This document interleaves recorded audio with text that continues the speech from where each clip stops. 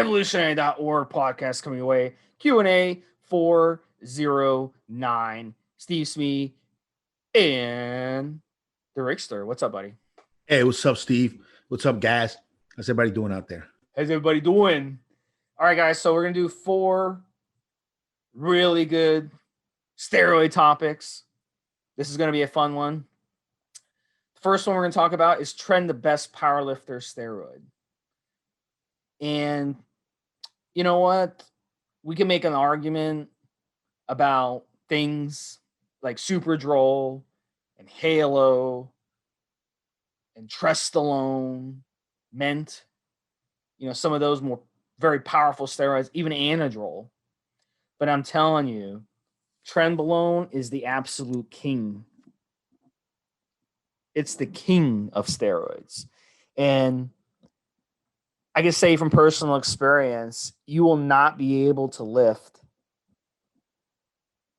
as much weight on any other steroid as you will on Trenbolone. And this stuff works fast. Let me tell you something. You should be setting PRs 3-4 weeks into Tren. If you went into your cycle strong and peaking, you'll easily set new personal records on Tren. So, in my opinion, it is the absolute best powerlifter steroid. The only argument you can make against that is if you got to weigh in. If you got to make a certain weight class, Tren's a problem because Tren, I know when I use Tren, within like a week and a half or 2 weeks, I'm up like 6 or 8 pounds. Like nothing else changes. My diet doesn't change. Nothing changes. I just gained 6 or 8 pounds, like so fast on it. So if you're going to be weighed in, I could see an argument where, yeah, Tren isn't the best powerlifter steroid. But if you don't have to worry about that, then it is the absolute best steroid. And the nice thing about it is you can just run it by itself and you will be setting PRs. You don't have to stack anything with it. That's what makes it an amazing steroid. So, Rick, how about you? What's your opinion is if Tren is the best powerlifter steroid, or do you have a different steroid that you've what steroid did you hit PRs on? Why don't you answer that one? I think Tren as well, man. I think some of my heavier, most effortless lifting has always been with Tren as well. I think, and this is from talking to a couple of powerlifters, it becomes a real personal choice. Some guys hit Winstrol hard. I know a guy that was on Dianabol for 8 weeks, well, along with test and a couple other things, no Tren. It becomes a real personal choice because, I mean, with powerlifting, there's also a lot of other factors that come with it. So being successful in powerlifting. So I think for most people, they're going to find their strongest on Trenbolone, that's for sure. But as far as the actual powerlifting as a sport, I think each competitor is going to, over time, find his own secret sauce, his secret formula that works for him. And, some guys might like the effects from Tren, but they can't take the side effects, losing their hair, night sweats, so they'll just want to switch to something else, and they'll find they get comparable results stacking a couple other different things and not go through the side effects, right? So once you get up to those levels, it'll be a real personal choice. But for most of us, walking around just looking good with our shirt off, some of the most effortless lifting where you step up to the bar, the plates are on it that you would usually use for 8-9 reps, and you grab it and feels light, and you're blasting through 8-9 reps, going into 14-15 fucking reps sometimes, and you're like, wow. So that you'll feel that on Trenbolone way more than you would on other steroids, I think. It comes at a cost, though. It comes at a cost. I have at least 3 herniated discs and a torn rotator cuff that I attribute to Tren, because what you just said, Rick, it's effortless. And when you're lifting, that weight is still heavy as hell, even if it doesn't feel heavy to you.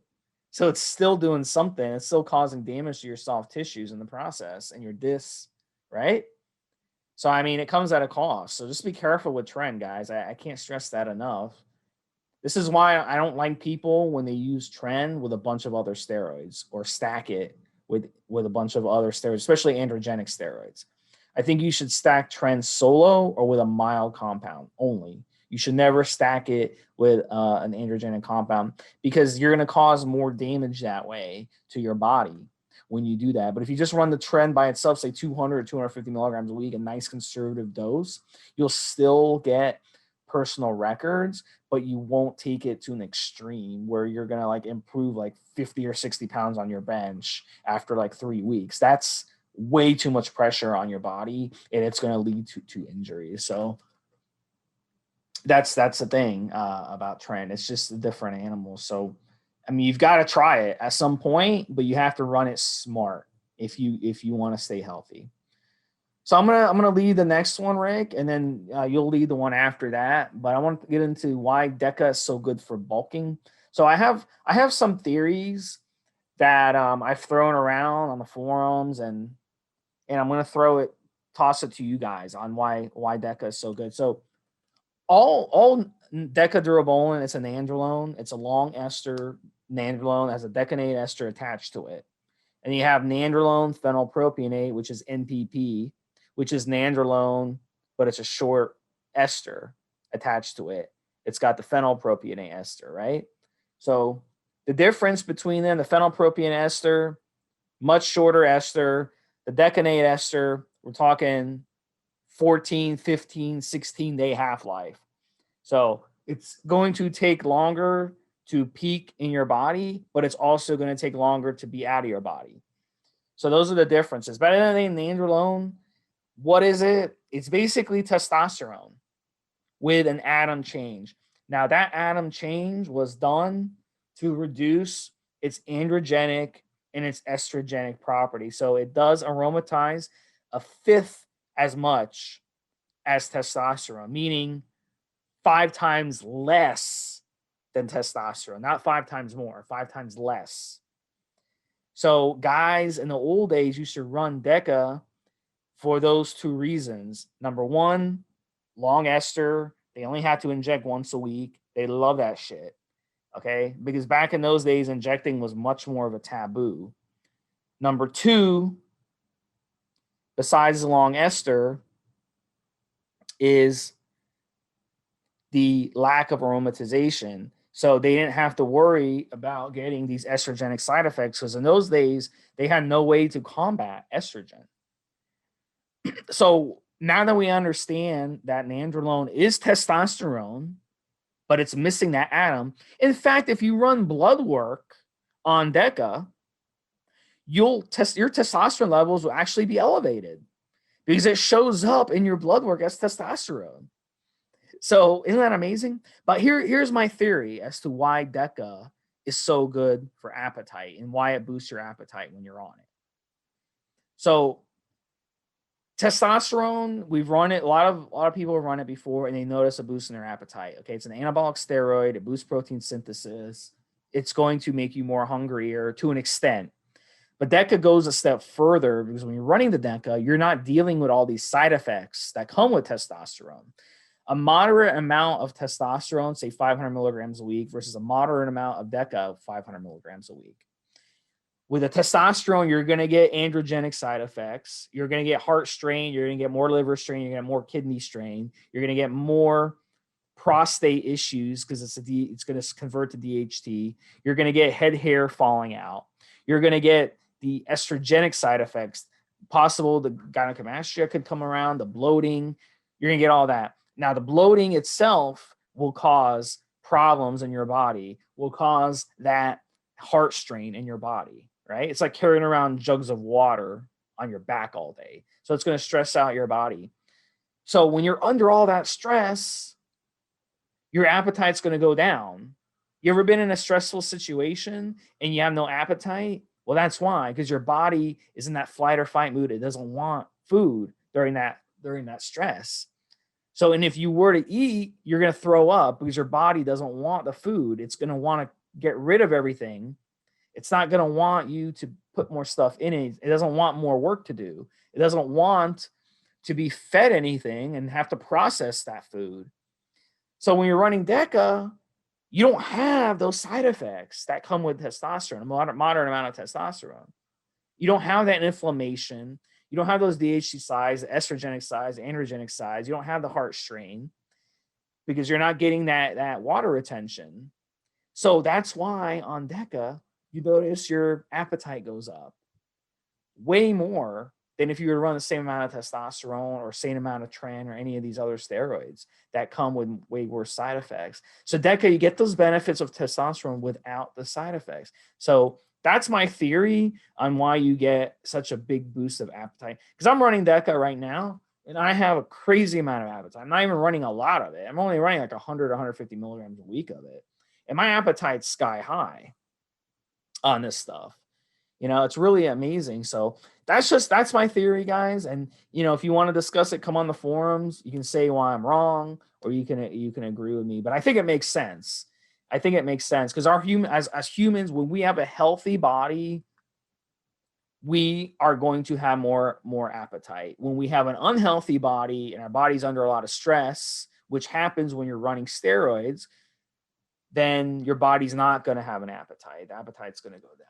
So that's just my theory. You want to give us some thoughts on that, Rick? And then we can move on to the next topic. Do you have anything to add?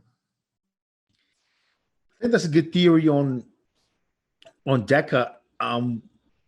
It makes you retain some water as well, which makes you retain some water without other estrogen-like side effects.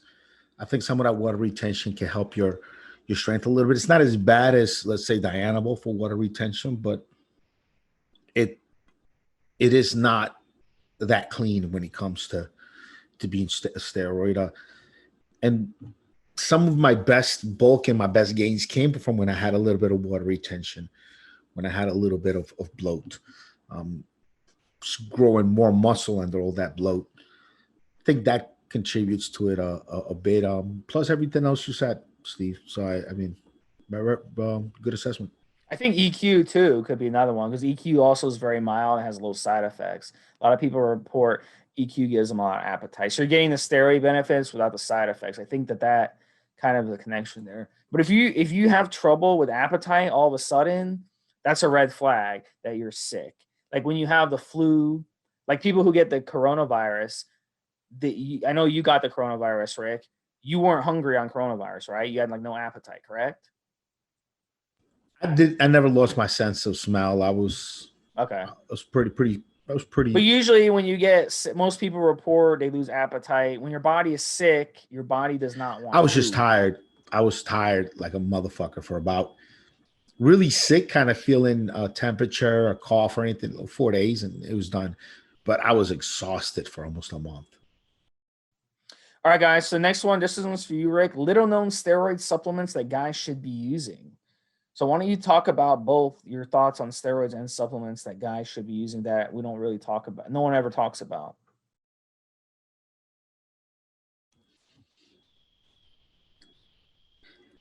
I think for the most part, guys already know all the good steroids. I think the one that most guys haven't used in the last 10 years that I think is a good one is I think Superdrol is a good one. It's seen it on a lot of lists. It's available everywhere. You don't need a lot to get good effects from it. I've gotten great results on 10 mgs of it. And Entugard obviously helps with the liver support on a product like that. So my Entugard product has TUDCA in it. Definitely a good addition to any oral cycle. But you know, we bring it up here on the podcast once in a while. It's just most guys don't really think about it. It is one of the harsher steroids out there. But man, is it effective at a low dose? Can you recomp with it? Serious recomping with it. Very, very good recompensation cycles with it. You can bulk with it. You can cut with it. Don't need a lot. And it's available. So any guys hearing this that use Superdrol probably haven't in the last 9-8 years. And Other guys who haven't used it just haven't. But I think Superdrol is a nice one. As far as supplements that are little known that are not being used, Entuslin, my Entuslin product, I find it one of the most effective products at changing the way you look, at making really everything that you do happen faster and easier. And a lot of guys just don't really know it, maybe don't understand it. But Entuslin, you take it about 30 to 45 minutes before your meal. One capsule if it's very low carb meal. Two, if you're doing around 20 or over grams of carbs in that meal. 3, 4, 5 if it's a cheat meal like a Peaks or something crazy like that. And man, is it effective. It works via your insulin pathway, doesn't affect your testosterone levels, doesn't affect other things. It doesn't work on the protein. It just changes the way your body uses insulin. You know, we've all of us that have been in the gym and been around athletes for a while, we've always met those guys that they don't have to watch their diet that much. They don't even have to train all that hard. They look fucking ripped. They look good. Insulin sensitivity is a huge part of that. Their fat cells just aren't that sensitive to insulin. Their muscle cells are way more sensitive to insulin than yours are. Entuslin, when you use it consistently, helps to kind of switch the tables around for you. It helps switch things around. It makes it so that there's more insulin resistance in your fat cells, and so that your muscle cells are more sensitive to the insulin. And it does take a 5-6 ingredient formula to really bring it together and do all of that. But it's just an incredible product. You can take it around, take it on the steroids, take it off the juice, take it whenever. It doesn't affect testosterone levels, libido. It doesn't affect, it really just works by maximizing, really using insulin, the insulin your body makes already, just for the best aesthetic benefits. It's just an incredible product. You could go to slin, SLIN.com, entuslin.com. It'll shoot you right to the product page, or go to needtobuildmuscle.com and you'll find it around the homepage or on the fat burners. It's just a little known thing about losing body fat, gaining muscle mass, is that insulin pathways, how key that insulin situation is and what it means.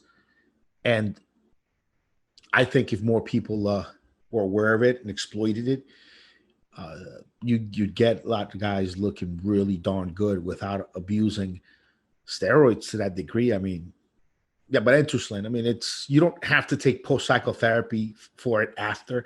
As a matter of fact, once you discontinue the product, the effects are residual for a couple of weeks, I would say. If you've taken it long enough, if you've taken it 2-3 months, and you could just get off of it, no need to cycle off. You could use it for, I've been on it as long as it was a full year. And I mean, I shouldn't have said full year because I took time off in between, took 30 days off twice that year when I took nothing. But it's been one of the products that I've really stayed on for a long time. And it makes a huge difference, makes it effortless to lose body fat, stay lean, and gain muscle. It's real nice. I want to talk about a supplement that doesn't get much talk. It's called resveratrol. And it's actually back in the 80s when they started the wine propaganda, where they convinced people that wine is healthy for you. They would talk about studies that showed resveratrol was heart healthy. And that they took that and then they started telling people that drinking wine was heart healthy. When in fact, wine barely has any and usually doesn't have any resveratrol in it in the first place. What it is, resveratrol is found in the skin of the grapes or skin of berries. So the wine industry has been fooling people for so many years.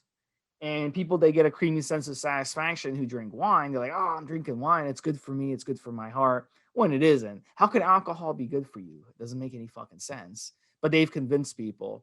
The amount of resveratrol, if you test the wine, it's got literally none in it. If you want this supplement, you got to take it in supplement form to get the best benefits from it, or you got to eat berries. So one of your products, like N2 Generate ES, has resveratrol in it, and 150 milligrams per serving. So that's a great way to get it right there. And it's got the benefits. That's why it's so good to use in PCT, because when you're coming off PCT, your heart's under so much strain, your organs are under strain. So then you use it and it helps. It helps your organs. And if you got a strong heart, you can recover quicker. You'll keep your gains. You'll feel better, and everything will be good. So that's a supplement nobody talks about. And really, all these fruit supplements that are found in nature, I can go through them. I go apple pectin, hawthorn berry, turmeric root, dandelion root, uva ursae, parsley leaf, yerba mate, which no one's ever heard of. Most of you never heard of yerba mate. My old podcast host Trevor. Yerba mate is great. My old podcast Trevor, I brought that up to him, and he's like, I've never heard of it, even though he was a coffee drinker. But yerba mate, yeah. In Argentina, they drink yerba mate every day. It's like a custom. You got like yerba mate, like tea. And these are found in nature. And red yeast rice. I can go on. And these are all products found in another one of your products, Rick, N2Guard. And these are all in there as well. There's a bunch of ingredients. You guys can read all the benefits. So these are things found in nature, guys, and people don't know about these supplements. But these supplements are really awesome to use both on cycle and in PCT, because they all help you feel better. So I just had to just mention them. It's just amazing. You can actually go to a health food store and buy yerba mate. Actually, I drink. When I go out late sometimes, and I have days or something, and I have to be out late, I go and buy yerba mate from the health food store and drink it instead of coffee. It's much more healthier than coffee, and it's not going to make you as loopy as you would on coffee. So it's more of a tastes really good. So check that out, guys. It's kind of like, I think it tastes great. It tastes better than tea and better than coffee. It doesn't bother me like coffee and tea do. Coffee and tea just don't agree with me, but yerba mate does, and it's got health benefits. So yeah, you could make it. You could make it at home. Just buy it from the store, dried leaf, and make it. I mean, it's a nice stimulant. It's very, very, very nice. And like I said, in Argentina, it's sort of like their tea. Don't tell an Argentinian it's a tea. They'll say it's not a tea. But it's kind of sort of their tea. There's like a special straw they use to drink out of it that filters it, so you only get the liquid, you don't get the leaf, because they put the whole thing in the cup. The leaf is like floating around the cup, and then they got the special straw. It's a whole thing. It's part of the culture in Argentina there. Someone told me recently that Buenos Aires was the most gorgeous, beautiful city around the turn of the 1900. I don't know if you knew that. Had no idea. Could be. Why not? Yeah, I had no idea. You've been there? No, never been to Argentina. No, Yeah, I have not. Should visit Machu Picchu. That's in Peru. Yeah, that's City in the skies, Machu Picchu. I was close. All right, guys. So the last topic we're going to bring in Rick for again. This is going to be yours. Why can't I run a cycle back to back with no break? So we get a lot of people. Seems to be a very impatient crowd that wants to do something like this. Kind of go over this, Rick, and I'll kind of finish it out with my final thoughts. Why? I mean, why? If you're competing and making a life out of this, then I guess it goes with the territory, and you're going to have to use more than most people, especially if you're going to compete a couple times a year. But just regular guys, man, why? Like, what? Why would you? There's the monetary expense. There's the health issues with just having high androgen levels all the time, all year round. Why would you even do all of that to yourself? higher risk of cancer, higher risk of everything for staying on for years and years and years. If you're just trying to use anabolics as a way to boost the way you look, just help you make progress quicker, man, you're good for a couple of 8-week cycles a year, man. You're done. I mean, a couple of 8-week cycles, that's already 4 months out of the year that you're on and stay off for 6. That's about most anybody out there should need. So a couple of short 8, all right, fuck it, 10-week cycles, 8 to 10 weekers, short ones, 2 a year, maybe 1.5. You know, maybe you do a 10-week cycle and then you do a small 6-week something. You know, let's say you do a 10-week cycle because you do it around summertime. You want to look good for summer, and then you do a little 6-week kind of bulker to take advantage of holiday season right around Turkey Day and Christmas and all that. You bulk during that time, a little 6-weeker, you know, a little bit of orals, a little injectable. I mean, that's it. That's about all you need. If you're training consistently, you're eating consistently, take some supplements too, man. Creatine, testosterone booster, my testosterone booster, hcgenerate.com. And you should look good, man. Look real good year round, bro. And don't fuck with your endocrine system so badly that you'll always need steroids. You'll always need to be on something, or you just won't feel or look right. That's it, man. That's all I got to say about it. What else you got, Steve? So, guys, your HPTA, you got your pituitary glands, which stimulate hormones, LH, FSH, and then those stimulate your Leydig cells, which are your testes. And then that produces testosterone, which converts to estrogen, feeds back to the pituitary glands, and the cycle continues. When you run anabolic steroids, your pituitary glands get the signal to stop functioning. So if you're running a cycle back to back, that's not cycling, that's just staying on. Your pituitary glands never get a chance to recover, so they stay shut down, right? So if you do that, you will never recover properly. And then what's going to happen is over time, when you get blood work done after you're off of steroids for a period of time, you'll notice that things aren't functioning right. Your LH levels aren't strong. Your FSH levels aren't strong. Your testosterone levels aren't strong. So you're basically just screwing yourself.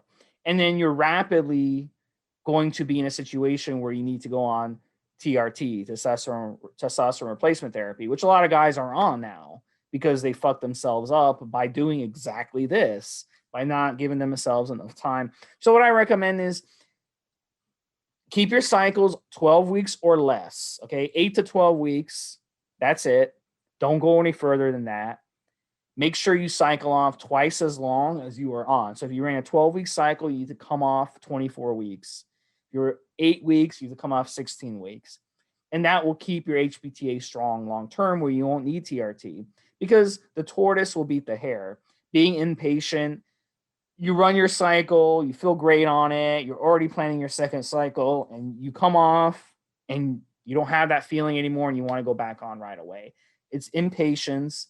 And guys, you have to be patient with this. It's a marathon and not a sprint. So be patient and don't rush things, and good things will happen long term. So that sums it up, guys. Any other questions, hit me up on the forum, Steve SMI. I'm always there. I do have, I'm taking people for consultations again. I have some openings. So if you need me, hit me up on the forum, Steve SMI, evolutionary.org forums. I will be there for you guys to answer any of your questions. We'll talk to you guys next week. This was episode number 409. Have a good one, buddy. Have a good one, Steve. Have a good one, guys.